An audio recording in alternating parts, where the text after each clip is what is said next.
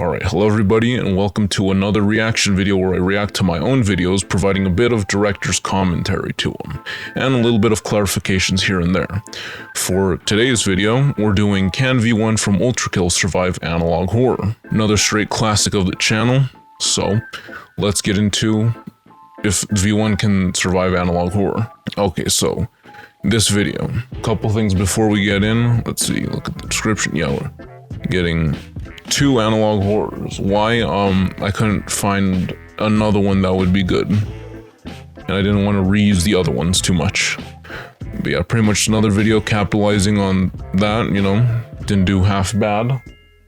We're actually still pretty good, but okay. And look, the first video from Long's Tales that inspired the first one from Doom Guy versus Analog Horror. So let's get into it. How does V1 from Ultrakill stack up to the many horrors of analog horror? Well, let's dive in and see just how V1 can stack up to a couple of horrors from analog horror. For this video, I will include the Sonic tapes and Gemini home entertainment. So let's... Oh, another thing about the editing that I'm just noticing, I was a lot more motivated, because especially with like the Doomslayer video that just went crazy, I was like, okay, wow, that is doing numbers.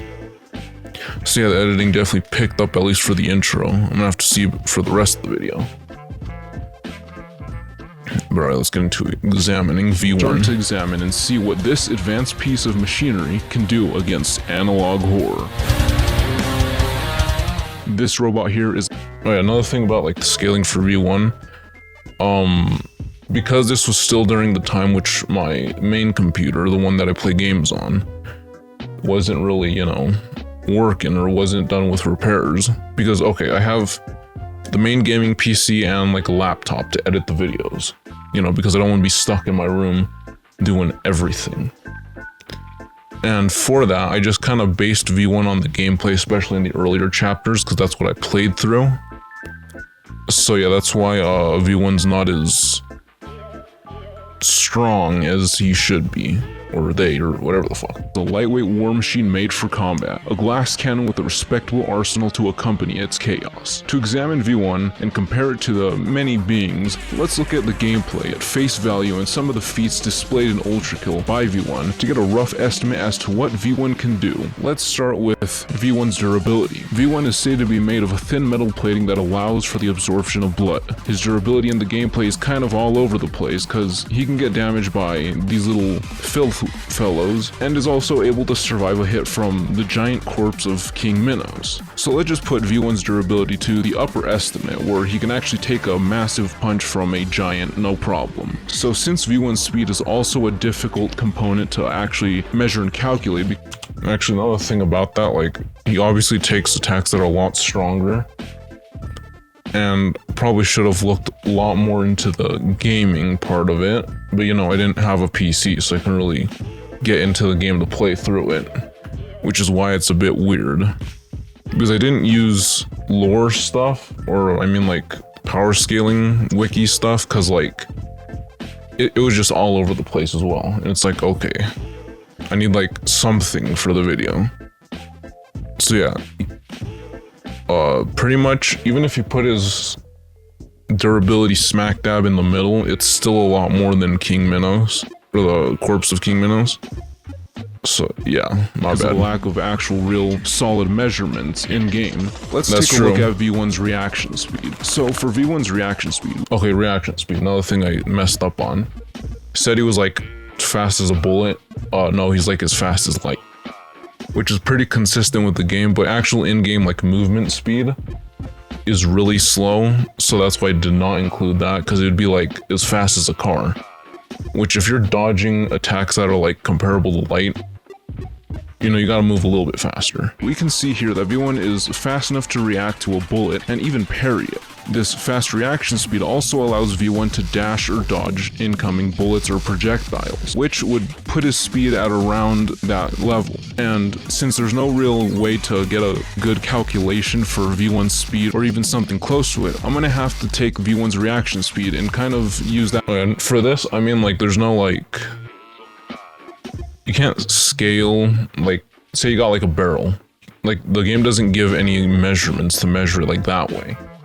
And of course there's a speedometer, but it's way too slow for what V1 would actually be doing as his actual movement speed, just to have a measure for how fast V1 could be.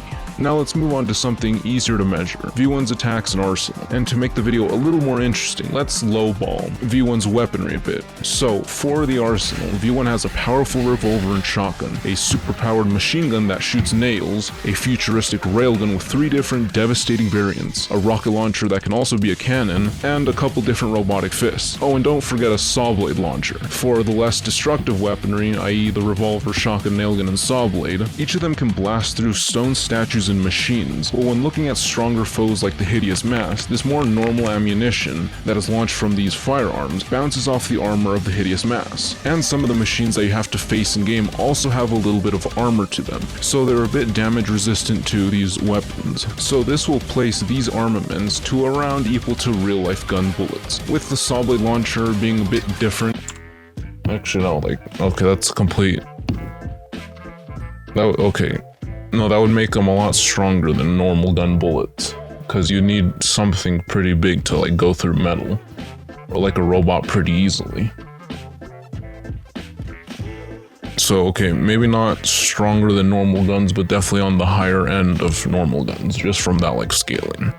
So another whoops, my bad. Weird, because it has a very highly durable and very sharp saw blade that is much better than its real life counterpart, by quite a bit. The rocket launcher and its cannon variant, because they display a lot of the same kind of rules as the other firearms, it's safe to say that they are also about the same strength, if not a bit greater than their real life counterparts. And now on to the X factor, the rail cannon. With the electric variant, you can rail enemies with a beam that pierces through them and their armor to deliver a highly damaging blast. The screwdriver variant has a drill that sticks to enemies to then start drilling them, making them start to squirt blood that heals V1. Then the malicious variant, which fires an explosive beam that is...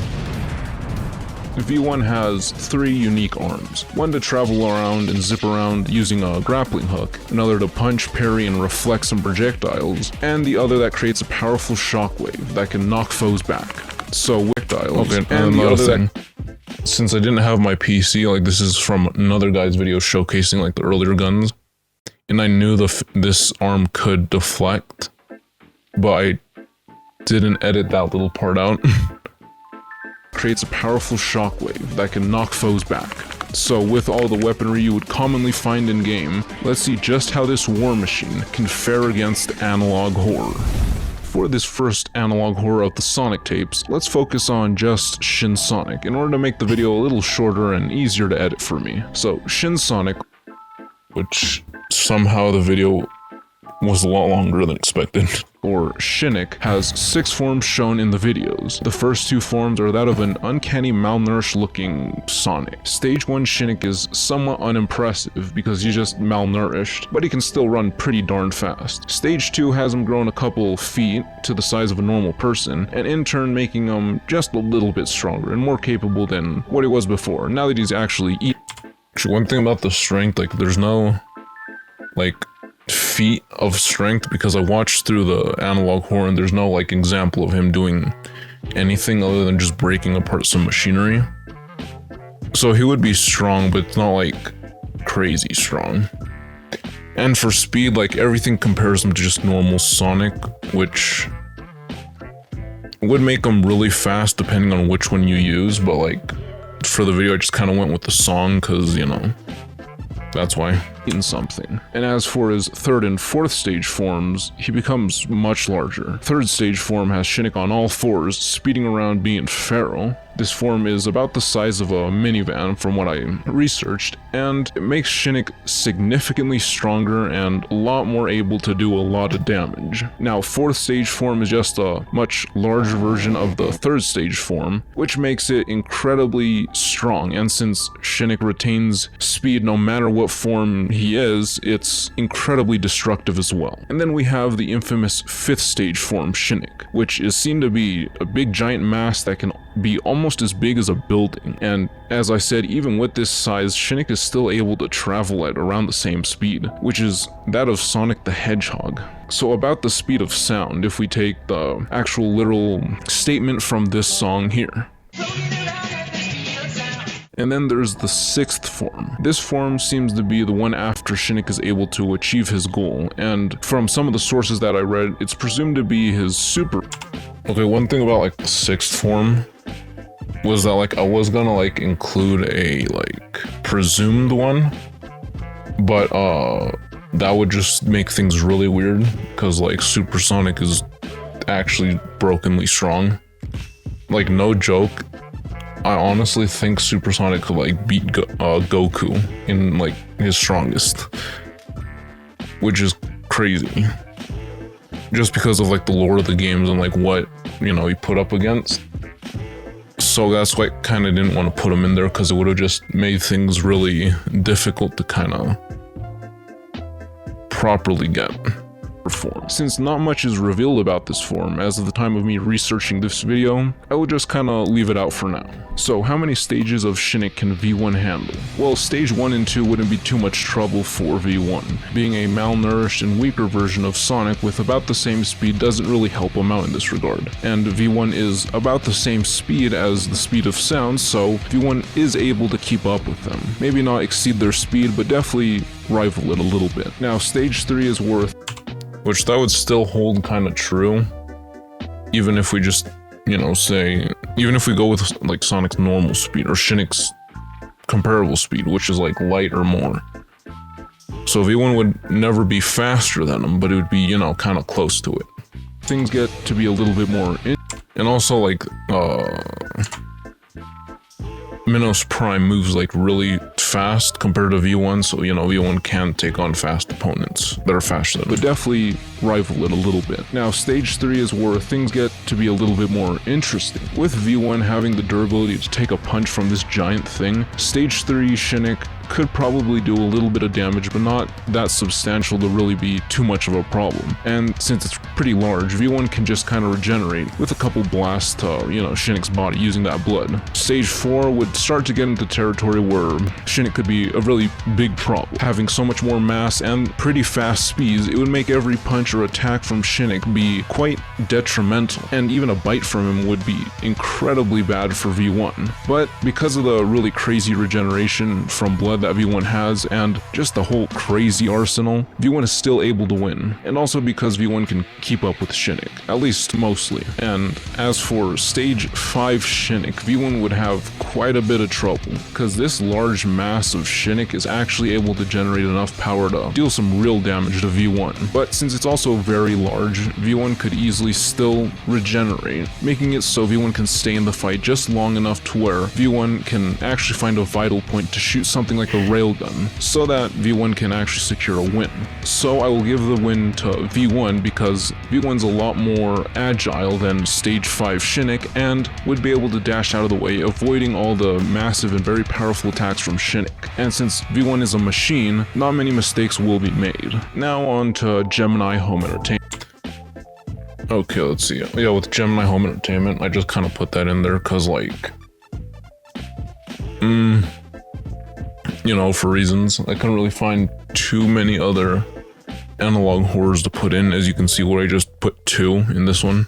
Now, I'm doing Gemini Home Entertainment again, because in my last video, I kind of put it up against the Doomslayer, so to give it a little bit more love, let's just see how we'll do against a much less powerful foe. So let's get through all these creatures real quick to actually get to who would win. Fake people, pretty much just fake people that are husks of normal people, which can't really do very much. Woodcrawler, big scary spider-like being that is about the size of a car and can run about as fast as a car, and can also destroy a car, and is very stealthy.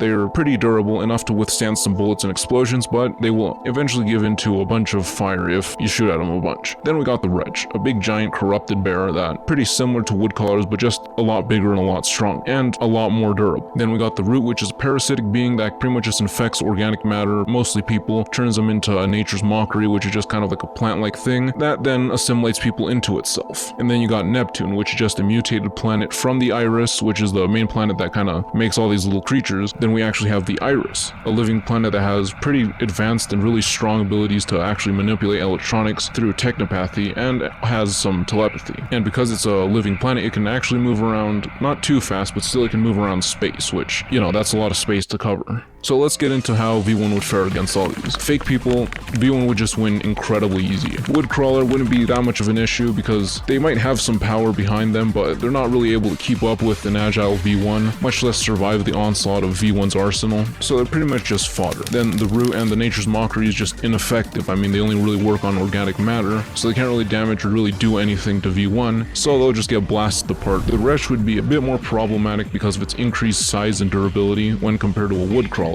but V1 is just way too fast, and it could just speed blitz the Wretch, while gunning it down incredibly easily, and if he uses something like the Rail Cannon, V1's just gonna win. Now on to Neptune. I mean, Neptune doesn't really do anything, but Neptune is just there, and V1's not really known to get rid of planets, yeah, and another thing is, it's a gas giant, so you just shoot through it.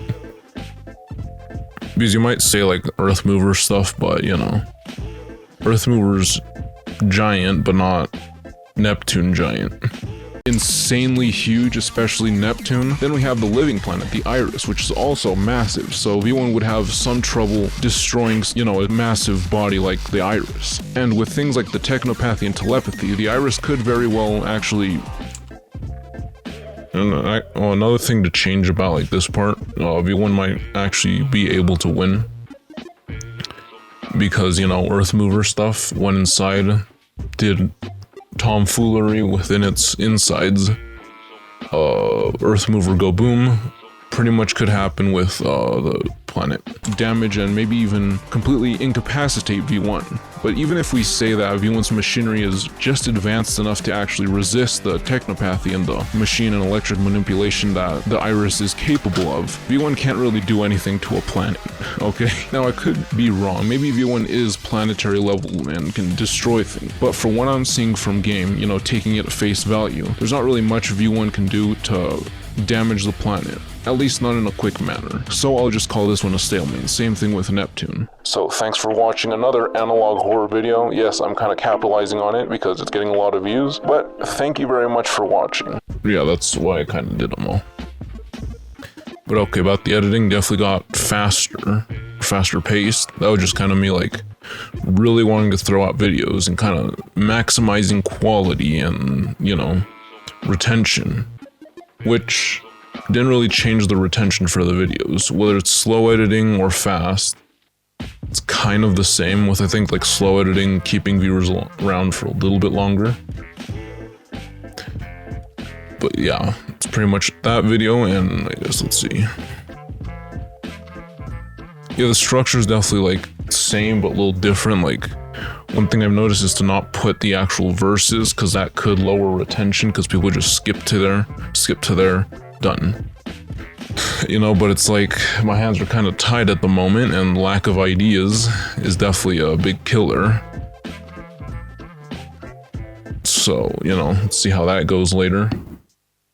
But thanks for watching. Remember to subscribe to this channel and to this channel as well. And also stay tuned for live streams, because I actually do those in this channel. And, you know, there's a bunch of people that say dead stream and all that. It's like, no shit.